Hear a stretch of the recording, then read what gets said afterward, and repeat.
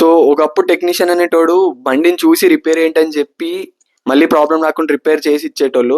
So, ఇప్పుడైతే రోజులు ఎట్లా మారిపోయినాయంటే, ప్రాబ్లమ్ ఏంటని మనం చెప్తే వాళ్ళు చేస్తున్నారు. అండ్ ఆ చేయాల్సిన పని కూడా కరెక్ట్‌గా చేస్తలేరు. ఇది నేను ఆర్‌సీపురం బజాజ్ షోరూమ్ వాళ్ళ గురించి అయితే మాట్లాడుతున్నాను. సర్వీస్ సెంటర్ వాళ్ళ గురించి. సో, మేనేజర్ ఎవరైతే ఉన్నారో ఆయన చాలా డిస్‌రెస్పెక్ట్‌ఫుల్‌గా మాట్లాడతారు. టెక్నీషియన్స్ అంతకంటే డిస్‌రెస్పెక్ట్‌ఫుల్‌గా మాట్లాడతారు కస్టమర్స్‌తో. అండ్ వీళ్ళకి కస్టమర్స్ అంటే వాల్యూయే లేదు గైస్. చెప్తున్నాను, మీరెవరైనా సరే బజాజ్ షోరూమ్‌లో బైక్ కొందాం అనుకుంటున్నా, మోస్ట్ పర్టికులర్లీ ఈ షోరూమ్‌లో కొందాం అనుకుంటున్నా, ఖచ్చితంగా అవాయిడ్ చేయండి. ఒక్కసారి గూగుల్‌లోకెళ్ళి వాళ్ళ సర్వీస్ సెంటర్ రివ్యూస్ చూడండి, లేదా వాళ్ళ సేల్స్ డిపార్ట్మెంట్ రివ్యూస్ చూడండి.